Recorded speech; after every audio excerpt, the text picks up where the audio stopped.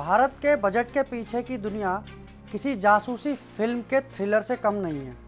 North block की दीवारों के पीछे जो होता है वो आम जनता की नज़रों से कोसों दूर रहता है। हर साल 1 फरवरी की सुबह पूरा देश अपनी टीवी स्क्रीन से चिपका होता है। वित्त मंत्री के हाथ में वो लाल बही खाता या डिजिटल टैबलेट होता है, लेकिन क्या आप जानते हैं कि इस टैबलेट के अंदर बंद भारत की किस्मत लिखने वाले लोग कौन हैं? कैसे ये लोग दुनिया से पूरी तरह कटकर एक बेसमेंट में कैद हो जाते हैं? आज हम आपको बजट के उस गुमनाम सफ़र पर ले चलेंगे जो हलवे से शुरू होकर संसद के गलियारों तक पहुंचता है। लेकिन अंत में 2 ऐसे राज भी बताऊंगा जो आपके लिए बेहद ज़रूरी हैं। दरअसल दुनिया की सबसे बड़ी आबादी वाले देश का बजट बनाना किसी एक व्यक्ति का काम नहीं है। इसके पीछे एक पूरी फौज होती है। इस पूरे खेल का कप्तान होता है वित्त मंत्रालय का आर्थिक मामलों का विभाग, यानी कि डिपार्टमेंट ऑफ इकोनॉमिक अफेयर्स। और इसी कप्तान के अंडर में होती है एक टीम जिसमें वित्त सचिव, राजस्व सचिव और व्यय सचिव शामिल होते हैं। लेकिन इस पूरी टीम के ऑपरेटर यानी कि मदरबोर्ड के रूप में जो मौजूद हैं वो हैं देश के मुख्य आर्थिक सलाहकार यानी कि CEA, जो ये तय करते हैं कि देश की आर्थिक सेहत कैसी है। अब बात करते हैं हलवा सेरेमनी की। बजट पेश होने से करीब 10 दिन पहले नॉर्थ ब्लॉक में एक बड़ी कढ़ाई चढ़ती है, उसमें मीठा बनता है। इसे कहते हैं हलवा सेरेमनी। लेकिन ये सिर्फ जश्न नहीं बल्कि एक कैद की शुरुआत है। दरअसल नॉर्थ ब्लॉक में जो कढ़ाई चढ़ती है उसमें तैयार होता है हलवा, और हलवा खाने के तुरंत बाद बजट की छपाई और तैयारी से जुड़े करीब 100 से ज़्यादा अधिकारी और कर्मचारी नॉर्थ ब्लॉक के बेसमेंट में 10 दिन के लिए बंद कर दिए जाते हैं।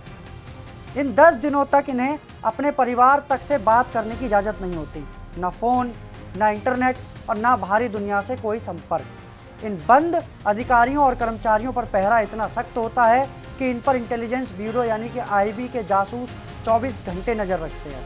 अगर किसी कर्मचारी को इमरजेंसी में बाहर जाना पड़े तो उसे पुलिस के साए में भेजा जाता है ताकि कोई भी जानकारी लीक ना हो। इन 10 दिनों में बजट बनाने वालों के लिए नियम इतने सख्त होते हैं कि परिंदा भी पर नहीं मार सकता। नॉर्थ ब्लॉक में हाईटेक जैमर्स लगा दिए जाते हैं ताकि कोई मोबाइल सिग्नल काम ना करे।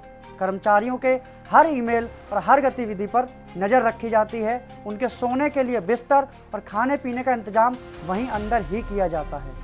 लेकिन अब बड़ा सवाल कि आखिर ये लोग बजट तैयार कैसे करते हैं? ये कैसे तय होता है कि किस विभाग को कितना पैसा और किस चीज़ को महंगा और किसको सस्ता करना है?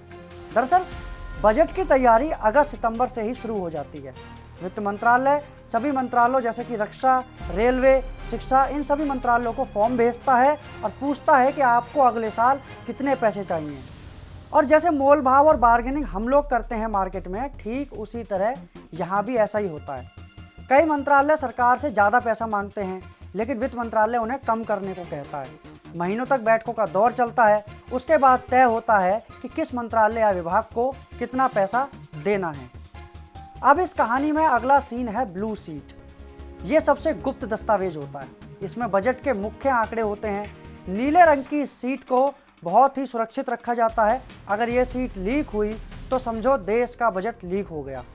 बजट का लीक होना देश के लिए खतरा बन सकता है। इससे शेयर बाजार क्रैश हो सकता है और बड़े घोटाले हो सकते हैं। इसलिए प्रिंटिंग प्रेस भी नॉर्थ ब्लॉक के अंदर ही बनाई गई है ताकि बाहर के किसी भी व्यक्ति का दखल ना हो।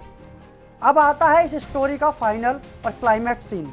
जी हाँ, अब हम चलते हैं संसद की ओर। 1 फरवरी की सुबह वित्त मंत्री पहले राष्ट्रपति से मंजूरी लेते हैं, फिर कैबिनेट की छोटी सी मीटिंग होती है और फिर ठीक 11 बजे संसद में शुरू होता है वो भाषण जो तय करता है कि आपकी जेब से कितना टैक्स जाएगा और आपकी थाली में दाल कितनी महंगी होगी। जैसे ही भाषण खत्म होता है नॉर्थ ब्लॉक की वो कैद खत्म हो जाती है और वो गुमनाम अधिकारी जो अभी तक एक कैद में थे वो ठीक 10 दिन बाद पहली बार अपने घर लौटते हैं, क्योंकि अब उनका काम खत्म हुआ और देश का नया आर्थिक साल शुरू हो जाता है। जैसा मैंने शुरू में कहा था कि मैं अंत में कुछ राज बताऊंगा जो आपके लिए बेहद ज़रूरी हैं, तो आइए उनकी बात कर लेते हैं।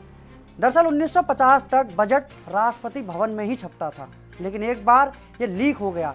लीक होने के बाद इसे मिंटो रोड और फिर नॉर्थ ब्लॉक शिफ्ट कर दिया गया। दूसरी बात कि पहले बजट सिर्फ अंग्रेजी में प्रिंट होता था, लेकिन 1955 से इसे हिंदी में भी तैयार किया जाने लगा। अब इसके पीछे क्या प्रोसेस रहा और क्या वजह रही, अगर आप ये भी जानना चाहते हैं तो कमेंट बॉक्स में यस लिखिए, हम उस पर भी वीडियो लेकर आएंगे। अभी के लिए फ़िलहाल इतना ही। ऐसे ही तमाम जानकारी के लिए देखते रहिए राज टीवी। नमस्कार।